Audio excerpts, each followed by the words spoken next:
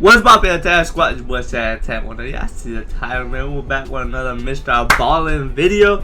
And inside this tent of horrors, mature audiences only, bro. I think I'm mature, so hey, we're gonna take that road 2K help, brother. Once we're gonna dumbass take a shower as my beard's all wet and shit. If y'all see water dripping and shit, but it's got 1 million views in 1 day. Oh, shit's in India. Oh, my boy in India. Okay, let's check this shit out. But before I started reacting to mrballen, I would think 15-minute videos are long as hell. But now when he dropped 15-minute videos, it'd be like, okay, it's a short ass video, bro. In April of 2023, police in a little town in western India got a call about something horrible being discovered inside of this tent on a farmer's property. So the police went to this property, they found this patchwork tent, which was propped up against the stone wall on the back of the property, and the police, they opened it up, they looked inside, and at first they didn't really understand what they were looking at. It just looked like a sort of weird religious shrine of some kind. But upon closer examination, they realized what they were looking at was actually something very dark. This is one of those stories that goes in a totally random direction at the end, and I must warn you, it's quite graphic, so viewer discretion is advised.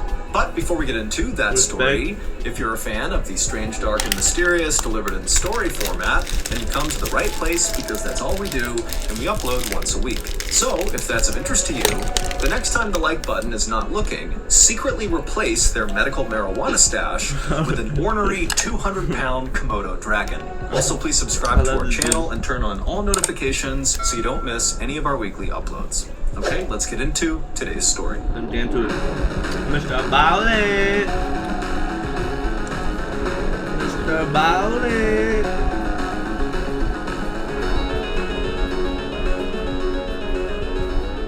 On the evening of April 15th, 2023, a mother and father named Hansa. On the evening of April 15th, 2023, 2 months ago. Mother and father named Hansa, literally 2 months ago, and Himu Makwana stood on the front doorstep of a little shack in a little village in western India called Vinchia. With these two parents were their two kids, a son and a daughter, who were 12 and 13 years old respectively, and they were really excited because tonight they were going to be spending the night with their uncle and their cousins who lived in this shack right in front of them. And so moments later, the door to this shack opened up, and immediately the two kids ran inside calling out for their cousins, and the uncle who had opened the door, he just smiled and said hello to Himu and Hansa, and the parents, they're calling after their kids to, please behave, listen to your uncle, be good, but they were already gone. And so finally the uncle said, don't worry, they're fine, we'll have a great night, we'll see you tomorrow. And so Himu and Hansa thanked him very much, and then they turned around, they grabbed each other's hands and began walking out towards the dirt road that would take them back to their own home. Okay. The village that Himu and Hansa and their kids and their uncle and their cousins all lived in was a very poor, rundown farming community where for the most part people worked really hard but barely got by. But this night, as Himu and Hansa walked along this dirt road, passing by the shacks and tiny apartments and fields and livestock that were kind of all over the place, they weren't thinking about, the struggles of daily life in this village. Instead, they were thinking about how beautiful the village was that night. The sun was starting to set, and so the sky was this beautiful orange, and all the cows that had been out that day kind of wandering around the village were all starting to stand up and make their way back towards their stables for dinner.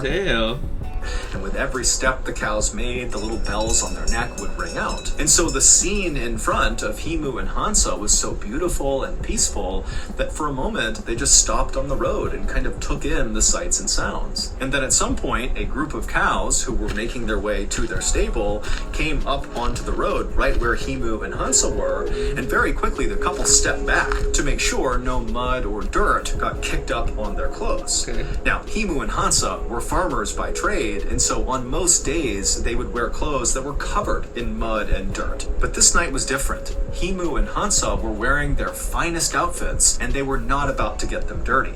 Hansa had on her beautiful red dress, and Himu was wearing a starched white button-up shirt. Okay. After the cows had crossed the road and suddenly the path was clear again for Himu and Hansa to walk on, Himu paused before taking a step, and he turned and just looked at Hansa. And Hansa, who lately had been feeling quite down, appeared to be very happy and radiant. And so Himu just smiled at Hansa, and at some point Hansa looked up and smiled at him, and then before long they were holding hands again, strolling down the road. A little while later, the couple turned onto their street, and just up ahead on the left side, just off the road, they could see their home, which was a small concrete and brick structure. Okay. But when the couple actually reached their property, instead of going in the front door, they walked around their property into the back side where all their crops were. They were growing peanuts and cotton. And Himu and Hansa just walked straight back away from their house through these fields all the way to the very back of their property, which was marked by this huge stone wall that was as tall as Hansa was. And when they reached this wall, they also reached their tent.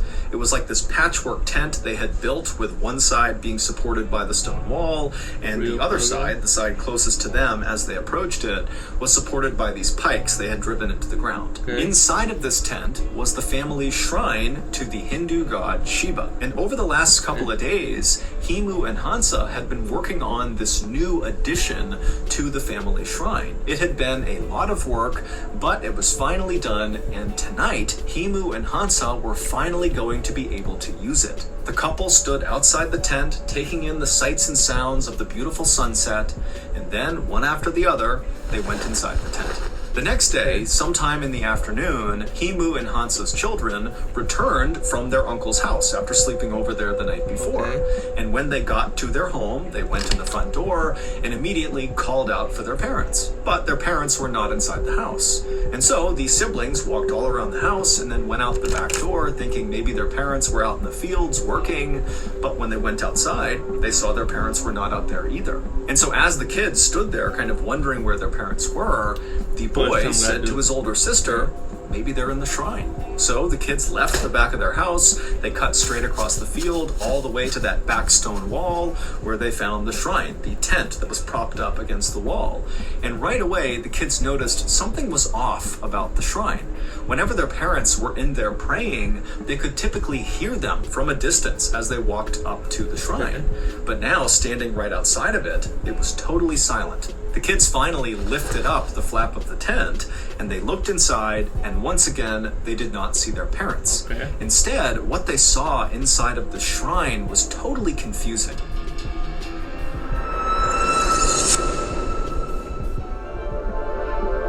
Get too brave. Once the news headlines fade about whatever terrible thing happened to them, the victims of violent crime and Foundation and click donate. Foundation.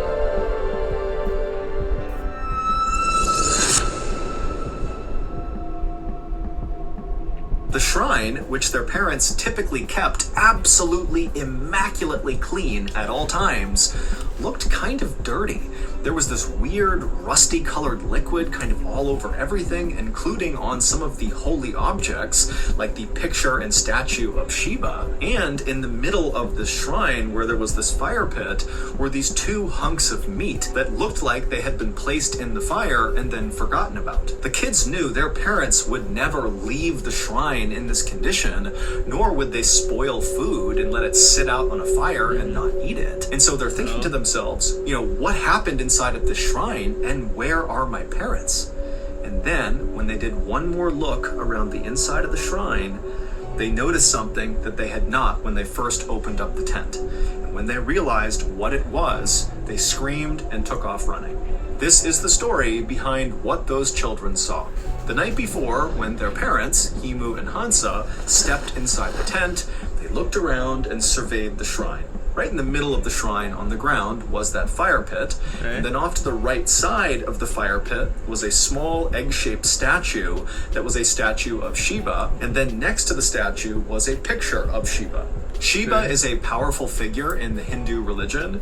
He is viewed as a god of both rebirth and of destruction. And when he is portrayed, like in the photo and in the statue that was inside of the shrine, his skin is smeared white with the ashes of corpses. He has crescent moons in his hair, and around his neck are snakes and skulls. And so Shiva is kind of viewed as both a loving, kind god and also one to be scared of. And so after the couple looked around at their shrine for a second, they got to work. Even though that night it was very hot and muggy outside, the first thing the couple did was get some firewood off to the side inside of this tent, put it in the fire pit, and start a fire. And then after the fire was built, Hansa began sprinkling orange flower petals all around the statue and picture of Shiva. And at the same time, Himu got out a piece of paper and began writing a note. And as he wrote, his hand shook with nervous anticipation of what they were going to do that night. And then after Himu finished writing this letter, he and Hansa dipped their thumbs in ink and pressed them to the bottom of this note, kind of like signing the note. And then after the note was complete, they folded it up and tucked it between the statue and the picture of Shiva. Then Himu and Hansa turned their attention to their newest addition to the shrine. The new addition basically just looked like a big door frame, but without a door in the middle of it. It was made out of scrap metal that Himu and Hansa had gathered around their village, and if you were standing in front of this structure, it would almost look like you were looking at a doorway into the fire pit. And also draped over the top of this rectangular frame was a white rope. And so Himu and Hansa moved over right in front of the structure as if they were going to walk through the frame into the fire. But instead of doing that, they knelt down right at the base of the structure, right in the dirt, and then they both, in unison, began to say a prayer out loud. And then after the prayer was done, Himu reached up and grabbed one end of this white rope, and he began pulling it until it was tight. And then he pulled it a little bit more and a little bit more until he had it right where he wanted it, and then he held the rope steady. And then Himu, still holding onto this rope, along with Hansa, very carefully got down onto their bellies, Himu being very cautious not to give any slack to the rope or pull it any farther. And then once they were in position on their bellies, all they would have heard was the crackling of the fire in front of them, and all they would have felt was their hearts beating in their chest. Now, very likely, Himu and Hansa were terrified at this point, but this was their moment. They had come too far, and they knew they had to finish this ritual. And so, with one last loving look at each other, the couple nodded, and then turned their attention back to the fire, and then Himu let go of the rope. The rusty-colored liquid that Himu and Hansa's children would discover inside of this shrine the next day was Himu and Hansa's blood. And the two hunks of meat that their children saw in the fire pit were their parents' decapitated heads. The children realized this was the case when they scanned around the tent one more time and noticed their parents' headless bodies lying side by side at the base of the structure. Oh no, hey, yo, no, imagine, no. That was what, of course, caused the children to run outside and go find the police. This new addition to the shrine, the metallic structure, was a homemade guillotine. A guillotine is a device that kills people by cutting off their heads. The white rope that Himu had pulled on was connected on one side to a very heavy metal blade. And so when he was pulling the rope, he was pulling that blade up off the ground until it was positioned right above them. And then he held it steady. And then when he let go, the blade fell straight down, striking the backs of their necks, decapitating them instantly and sending their heads... Real photo of the aftermath? What the...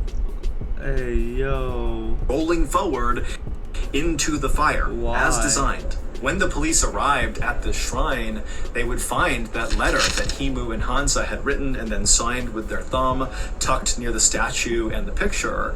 And in this note, Himu and Hansa would not give a reason for why they did this, but they would say, this was our choice, we wanted to do this, we just asked that our living family members take care of our children, and... But your children had to see that shit, bro. That's the worst. Of course, your parents die is the worst part, but them walking in and seeing you guys headless, like, bro, come on, bro. That's like the worst thing. and our elderly They parents. walked in on the parents being headless, bro. That is something you gotta live with for the rest of your No life. one has been able to give a reason for why What Himu the and fuck? Hansa intentionally decapitated themselves and then let their heads burn in a fire. Their family has said there was no indication that the couple was going to commit suicide. I mean, they seemed happy. They were not financially well off, but they were not financially struggling either.